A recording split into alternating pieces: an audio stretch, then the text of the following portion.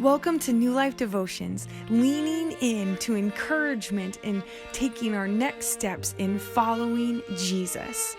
Today we continue in a survey of Romans.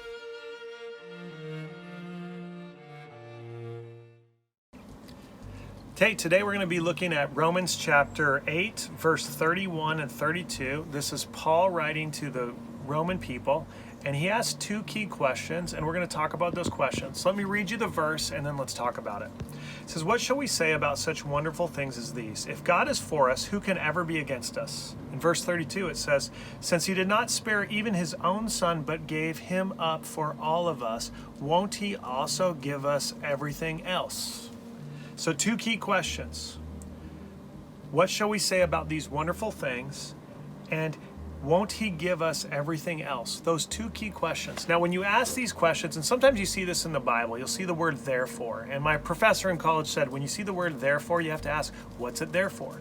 When you read a question like this, you have to actually back up and go, okay, now what was Paul talking about? Paul's talking about this idea of coming glory or hope or promise. And so if you back up and go, what shall we say about these? What's these? Okay, well, here's these. It's verse 18. It says, "Yet what we suffer now is nothing compared to the glory he will reveal to us later." And then he goes on to say, all creation is looking forward to this glory. It says the earth groans with labors and pains. Let me ask you this. Are there things in your life that you groan about? I groan about all sorts of things. In fact, sometimes I get grumpy, I get gripey, because I just know there's something not quite right. And Paul's talking about that. He wants you to understand that God knows that you're in this world, that everything you need, God has given you in the person of Jesus Christ. That's good news. That if you're a follower of Jesus, you stand with God. He is on your side. Jesus came and died for your sins, and he's promised a coming glory.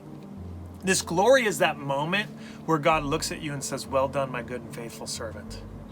And so what Paul wants us to say is this: in the middle of our present suffering, in the middle of our challenges, we need to be reminded that God is for us, and nothing in the present will ever come between you and God. And that's huge, because right now you might be facing present suffering.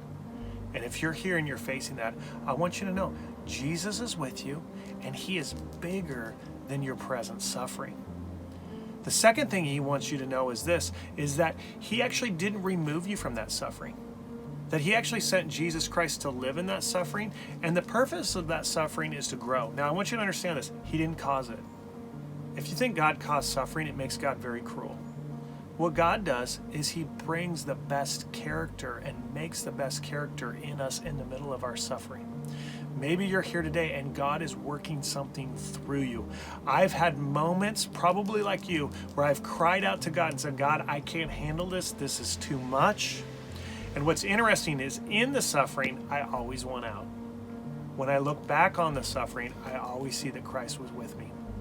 So today, wherever you're at, I want you to take courage and know that Christ is with you in the middle of your suffering, and to have hope that there's a coming glory that will be so much better than the current suffering you have. So much better, it will make everything you're going through worth it, because God never wastes suffering.